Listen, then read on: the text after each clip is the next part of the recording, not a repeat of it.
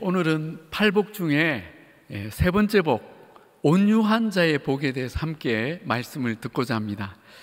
이 복은 팔복의 다른 복들과는 달리 가장 현실적인 복을 대가로 약속합니다. 바로 땅을 기업으로 받는다는 것입니다. 여러분, 얼마나 솔깃합니까? 우리나라 분들은 특별히 이 땅이라면 너무 좋아하지 않습니까? 잘못된 것 아닙니다. 구약에서도 하나님은 아브라함의 자손들을 축복하실 때 매번 땅을 주시겠다고 하셨습니다. 그것도 젖과 꿀이 흐르는 좋은 땅을 약속하셨습니다. 그러므로 땅이 복인 것은 맞습니다. 하지만 아무리 생각해도 이 온유한 거랑 땅을 얻는 거는 연결점을 찾기가 어렵습니다. 우리의 경험과 상식으로 땅은 어지간한 노력으로 차지할 수 있는 것이 아닙니다.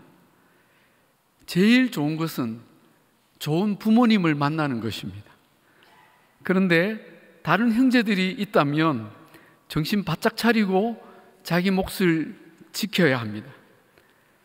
그런데 그런 부모님이 안 계시면 정말 대단한 노력과 집념, 광기 어린 열정, 때로는 양심도 잠시 접어둘 만큼의 독한 마음이 있어야 땅을 차지합니다. 어리버리했다가는 있는 땅도 빼앗기는 세상입니다. 이건 비단 땅만의 문제가 아닙니다. 우리가 살면서 활동하는 모든 영역이 다 해당됩니다. 내 직장도 그렇고 어떤 지위나 명예, 기회도 집념과 투지, 열정이 있어야 차지하고 지킵니다. 그래서 우리가 그런 것을 가르치죠. 그런데 온유한 자가 땅을 차지한다니요. 그러나 예수님은 우리의 이런 세계관, 세상에서 배운 처세술들을 완전히 뒤집어 엎으십니다. 온유한 자가 복이 있나니 그들이 땅을 기업으로 받을 것이며. 여러분, 우리 주님이 말씀하신 것이라면 우리의 상식과 경험을 넘어 이 말씀이 진리인 줄로 믿으시기 바랍니다. 아멘. 그렇다면 우리는 왜 이 말씀이 진리인지 깨달아야 합니다. 그래서 우리는 함께 이 성경이 말씀하는 온유함이 무엇인지, 우리는 어떻게 그 온유한 사람이 되고 그 온유함을 지킬 수 있는지, 그리고 온유한 자가 받는 땅은 어떤 복인지를 함께 살펴보기를 원합니다. 자, 첫째, 온유함이란 무엇일까요? 예수님께서 말씀하신 온유는 헬라어로 프라우스인데 그 뜻이 유순함, 겸손함, 예의 바름, 너그러움입니다. 우리말 사전에 마음과 태도가 따뜻하고 부드럽다는 뜻과 크게 다르지 않습니다. 그렇다면 이 온유함은 사람의 본래적인 기질이나 성격을 가리키는 특징일까요? 사람들 중에 보면 천성이 온유한 사람이 있습니다. 남들과 다투거나 무례히 행하기를 원하지 않고 욕심을 부리거나 또 집착하지 않고 사람들에게 유순하고 겸손한 태도를 보이는 사람들이 있습니다. 그렇다면 이 세 번째 온유함의 복은 그런 기질을 가진 사람들의 복일까요?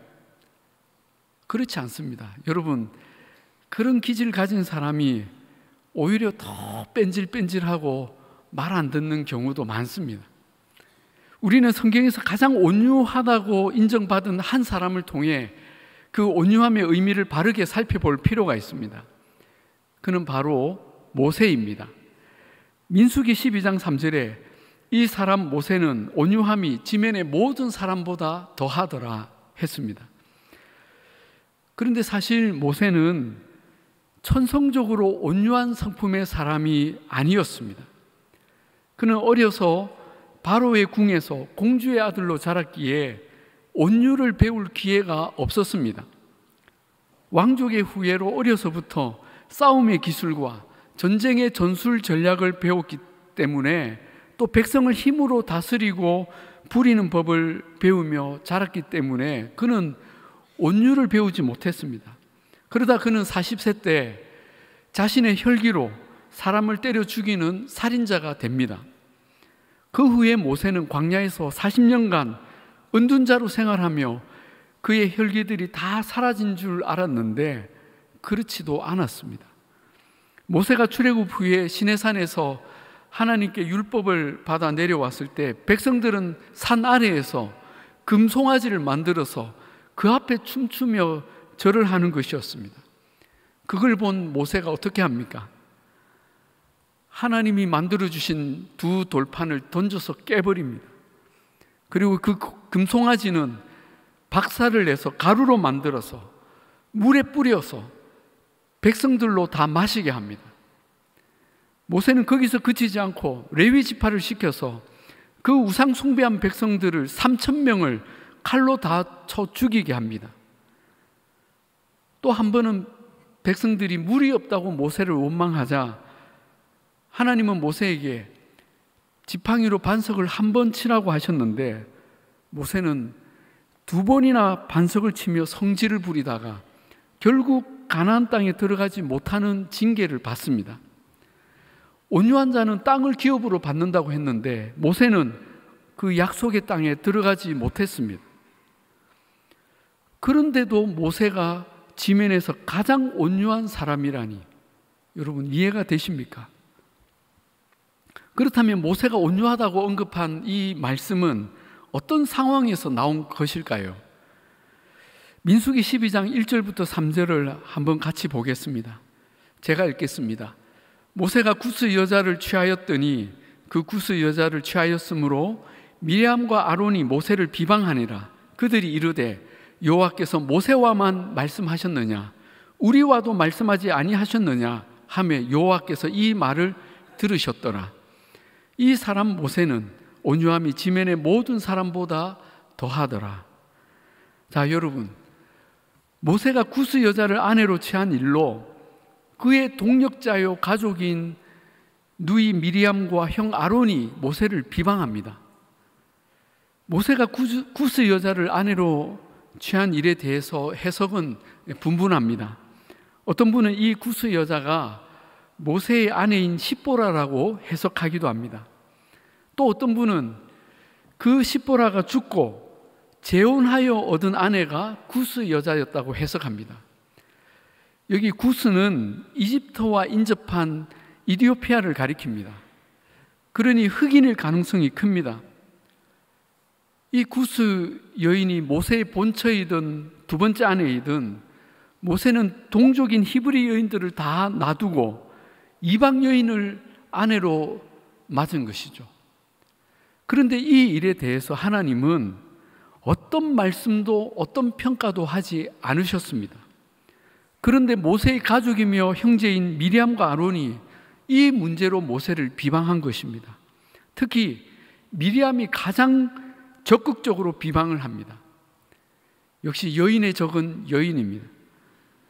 나중에 보면 하나님이 미리암에게만 나병이 걸리게 벌을 내리시죠. 아론은 솔직히 미리암이 끌어들여서 온 것을 하나님도 아셨던 것입니다. 아무튼 형제들이 이 모세를 공격합니다. 여호와께서 모세와만 말씀하셨느냐 우리와도 말씀하셨다.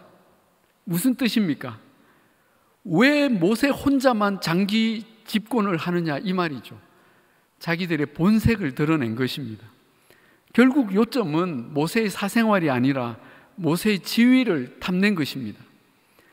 그런데 이때 성경은 오히려 모세의 온유함에 대해서 말합니다. 이 사람 모세는 온유함이 지면의 모든 사람보다 더하더라. 왜일까요? 모세는 자신의 지위가 공격받는 이 일에 처음부터 끝까지 어떤 대꾸나 반론도 하지 않았던 것입니다. 심지어 하나님께조차 하소연도 하지 않았습니다. 그저 침묵하며 당했습니다. 여러분, 이러면 자리를 빼앗길 수 있잖아요. 지금 사람들을 선동하고 있잖아요. 그런데 아무 대응을 하지 않습니다. 오히려 미리암이 나병에 걸렸을 때에 아론이 부탁하니까 모세는 하나님께 부르짖으며 미리암을 고쳐달라고 기도를 합니다. 이것이 모세가 유일하게 입을 연 일입니다. 여러분, 이 일을 보며 성경이 말씀하는 온유함이 어떤 것인지 짐작할 수 있겠습니까? 바로 모세의 온유함은 기질이나 성격의 온유함이 아니었습니다. 그의 내면에는 여전히 야생마 같은 혈기와 에너지가 충만한 사람이었습니다. 그러나 하나님의 손에 붙들려 연단을 받고 길들여진 후로는 그는 자신의 혈기와 에너지를 오직 하나님이 원하시는 일에만 사용했던 것입니다. 하나님을 위해, 그분의 나라와 의를 위해서만 그의 모든 열정을 쏟아부으며 충성하였습니다. 그러나 자신을 위한 일, 자신의 명예, 자기의 자리가 위협받는 일에는 세상에서 가장 나약한 사람처럼 어떤 대응도 하지 않았습니다. 하나님의 분노에는 분노하고 하나님이 싸우시는 싸움에는 나가서 물러서지 않았지만 자신의 일이라면 그는 다 내려놓았습니다. 물론 우리는 자기의 뜻과 감정도 사실은 하나님의 뜻이라고 자신과 남을 속이는 일에 아주 뛰어납니다. 여러분, 우리가 이런 점에서 얼마나 연약하고 교묘합니까? 교회 안에서 가장 소리를 지르고 성질 부리는 사람일수록 하나님의 뜻을 말하고 또 교회를 사랑해서라고 말을 합니다. 모세처럼 반석을 2번 내려치면서 자신의 연약함과 재성을 하나님의 뜻인 양 얼마든지 위장할 수 있습니다. 그러나 모세는 그 모세를 붙잡고 있던 하나님의 고삐와 채찍은 그런 오작동을 조금도 용납하지 않고 가차없이 제재하였던 것입니다. 그래서 모세는 하나님께 온전히 붙들린 종이 되었던 것입니다. 그래서 성경의 인물 중에 모세처럼 그 성질이 꺾이고 하나님의 손에 철저히 길들여진 사람이 없었습니다.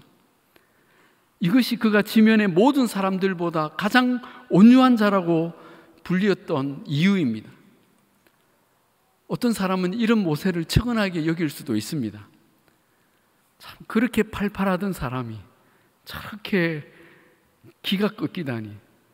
그런데 여러분, 그것은 우리의 오해입니다. 모세는 야생마로 치면 가장 사납고 힘센 야생마입니다. 그러나 제 아무리 대단하고 힘센 말도 길들여지지 않으면 그저 아무것도 할 수 없는, 아무짝에도 쓸 수 없는 그저 망나니 같은 그런 야생말일 뿐입니다. 하지만 그런 말이 길들여지면 어떻게 됩니까? 그런 말은 장수가 타고 전장에 나가는 가장 뛰어난 명마가 됩니다. 여러분, 장수는 아무나 길들일 수 있는 말로 자기의 말을 삼지 않습니다. 가장 이렇게 힘이 세고 거친 그런 말들을 이렇게 잡아서 훈련시키죠. 이것이 모세가 하나님의 손에 붙들려 위대한 일에 쓰임받게 만든 온유함의 의미입니다. 그렇다면 여러분, 우리는 어떻게 온유한 사람이 될 수 있을까요? 우리는 타고난 기질이나 성품으로 온유한 사람이 되는 것이 아니라는 것을 들었습니다. 우리의 온유함은 하나님의 손에 의해서만 만들어집니다. 그런 점에서 이 세 번째 복, 온유함의 복은 팔복의 첫 번째 복과 두 번째 복에 이어지는 복이라고 할 수 있습니다.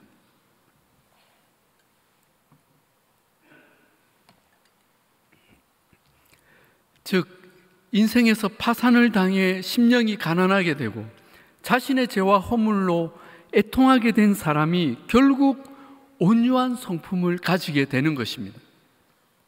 우리는 인생의 어느 기로에서 큰 고통과 환난과 연단의 시간을 통해 가난한 심령으로 지금까지의 삶을 애통하고 회개하며 오직 하나님께 내 삶의 운전대를 내어드리고 내 인생의 주인이 이제 하나님이 되어주실 것을 의탁하게 됩니다. 이런 경험에 의해서 우리는 온유함의 학교에 들어가게 되는 것입니다. 이 온유함의 학교에 들어가면 선생님이 누구입니까? 바로 예수님입니다. 예수님은 나를 통해 이 온유함을 배우라고 말씀하십니다. 마태복음 11장 29절에 나는 마음이 온유하고 겸손하니 나의 멍에를 메고 내게 배우라. 그리하면 너희 마음이 쉼을 얻으리니 하셨습니다. 예수님은 자신이 온유하고 겸손하다고 하시면서 나의 멍에를 메고 내게 배우라고 하십니다. 그런데 여기서 멍에를 메라는 것은 어떤 의미입니까? 우리가 온유를 배우는 것은 사실 매우 힘든 일입니다. 야생마 같은 기질이 꺾여서 하나님의 손에 붙들린 명마로 거듭나기 위해서는 엄청난 연단과 자기 부정의 과정이 있어야 합니다. 말이나 소의 입장에서는 이것은 엄청난 구속이고 멍에입니다. 그런데 이 연단의 과정에 우리 주님이 나와 멍에를 같이 매 주시겠다고 하십니다. 여러분 사진을 보시면 이 소의 경우에 이 멍에는 이 두 마리 소가 함께 이 한 멍에를 매게 됩니다. 나의 멍에를 메고 내게 배우라. 이때 한 마리 소가 좀 제대로 길들여지지 않았어도 나머지 한 마리 소가 잘 길들여져 있으면 이렇게 길들여지지 않은 소가 잘 따라 배우게 됩니다. 그런데 실제로는 주님께서 내가 질 멍에의 대부분을 메워주십니다. 여러분 저 소를 보시면 새끼 소도 엄마 소와 같이 멍에를 메었죠. 그런데 어미 소가 대부분 이끌고 가죠. 그러면서 주님이 우리에게 무엇을 가르치십니까? 순종은 이렇게 하는 거야. 인내는 이렇게 하는 거야. 하시며 친히 본을 보이시고 가르치십니다. 그래서 마태복음 11장 30절에 이는 내 멍에는 쉽고 내 짐은 가벼움이라 하신 것입니다. 그런데 여러분, 우리 주님이 메어주신 가장 큰 멍에, 내게 온유함을 가르쳐 주신 가장 큰 멍에가 무엇입니까? 바로 십자가입니다. 십자가의 멍에이죠. 우리 주님은 십자가에서 나의 죽음을 대신 죽어 주셨습니다. 내 혈기로 벌인 일들의 모든 대가를 대신 지시고 내가 받을 고통과 모욕과 저주를 다 받으셨습니다. 우리는 주님과 그 멍에를 지고 가는 동안 하나님께서 나를 위해 어떤 희생과 사랑을 보이셨는지 마주하게 됩니다. 오 거룩하신 주님, 그 상하신 머리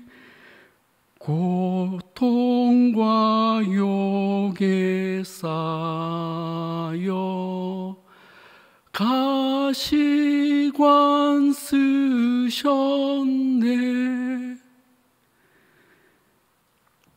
아침에처럼 밝던 주님의 얼굴이 조롱과 치욕으로 창백해지셨네. 나 무슨 말로 주께 다 감사드리랴. 보잘것없는 나를 주의 것 삼으사 주님만 사랑하며 나 살게 하소서. 우리가 그 주님의 십자가에서 우리는 내 모든 혈기를 내려놓고 온유함을 배우는 것입니다. 교사로, 순장으로, 찬양대원으로, 때로는 교육자로 봉사하면서 또 기도의 자리에 나와서 주님 앞에 눈물로 엎드릴 때에 우리는 주님께서 나를 위해 어떤 사랑을 보이셨는지 하나씩 배우게 됩니다. 우리는 말할 수 없는 그 사랑에 어찌할 바 몰라 하며 내 의와 주장과 혈기를 비로소 내려놓고 주님이 가시는 걸음을 따라가게 됩니다.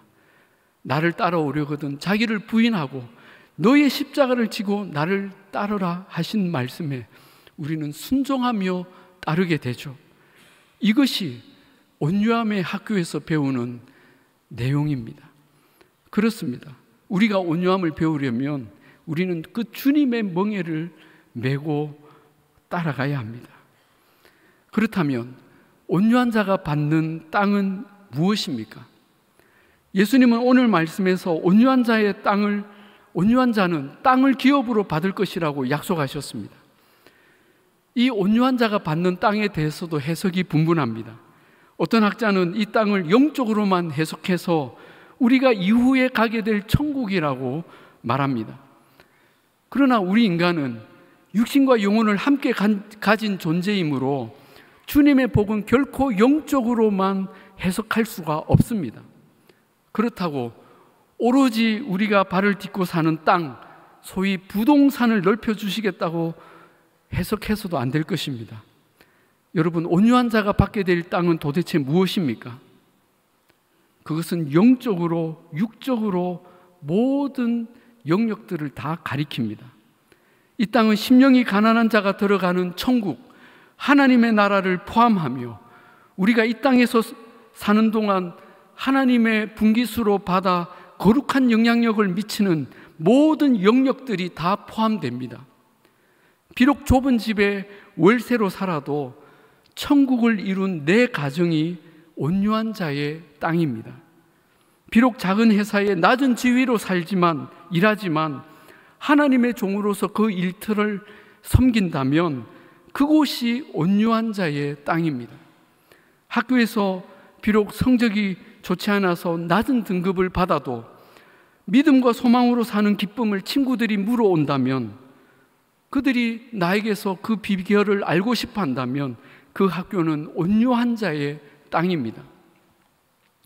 교회의 가장 구석진 곳에서 봉사하며 누구 한 사람 칭찬하지 않아도 주님의 말씀에 늘 감격하며 오직 주의 사랑에 매여 산다면 그 자리는 세상에서 가장 영광스러운 기업의 땅입니다.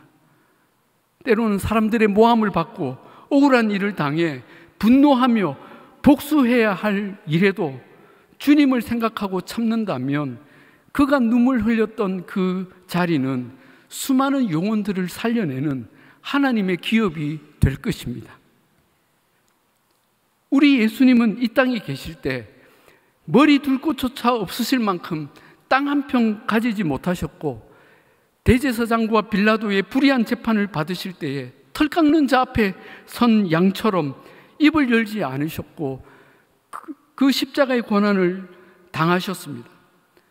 그러나 주님은 이제 모든 믿는 자들을 구원하시며 모든 백성의 마음의 주인이 되셨고 온 우주의 주인이 되셨습니다. 여러분, 오늘은 6.25 전쟁이 발발한 지 꼭 73년이 되는 날입니다. 이제는 이 전쟁의 아픔을 직접 경험한 분들이 많이 계시지 않습니다. 그러나 지금도 세계 곳곳에는 끊임없는 전쟁으로 수많은 사람들이 죽고 사랑하는 가족들을 잃고 삶의 터전과 희망을 잃은 채 다 무너진 그 폐허 속에, 고통 속에 살고 있습니다.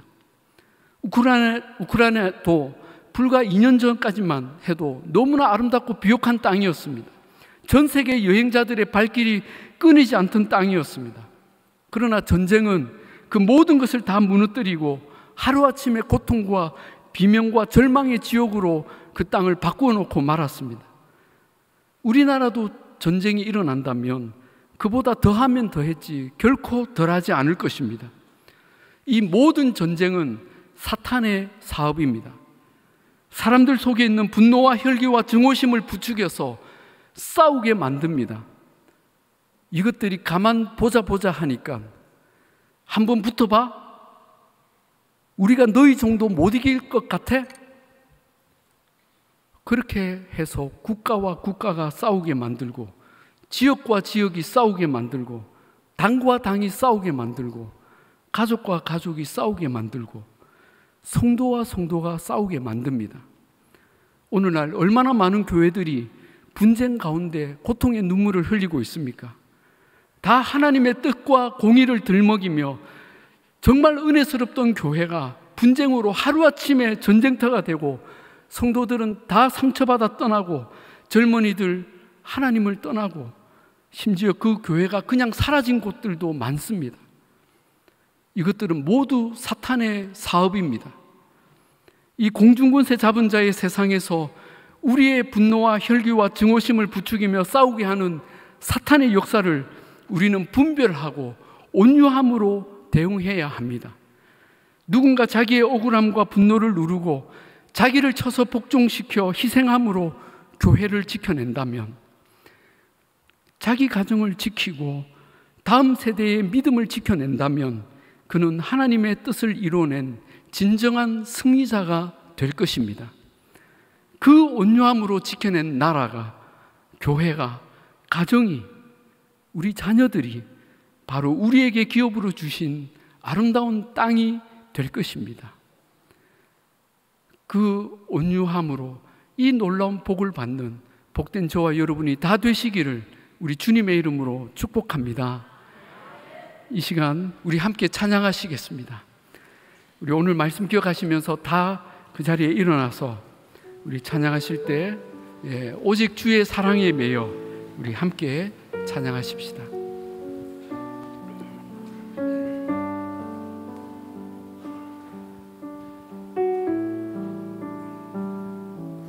오직 주의 사랑에 매여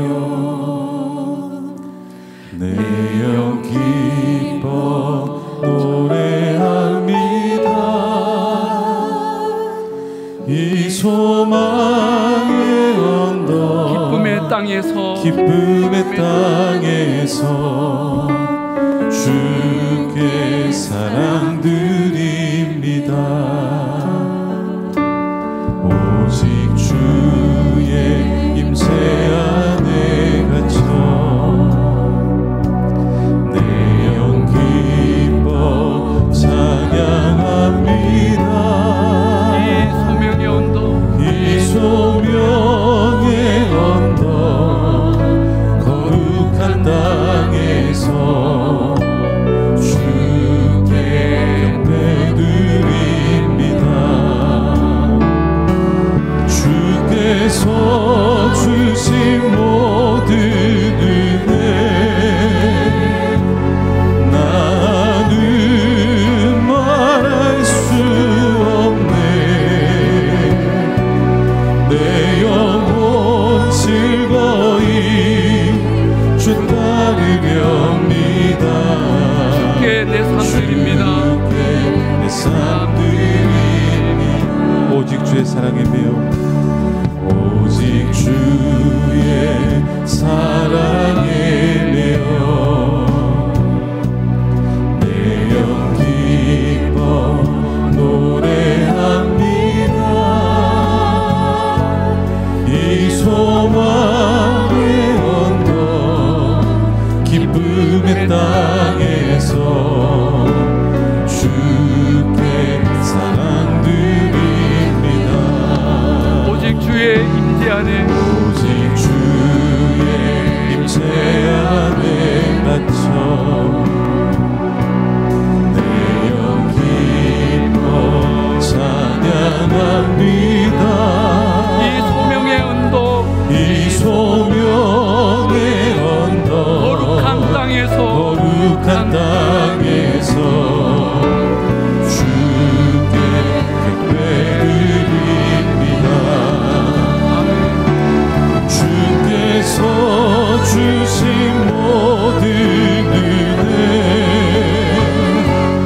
나는 말할 수 없네.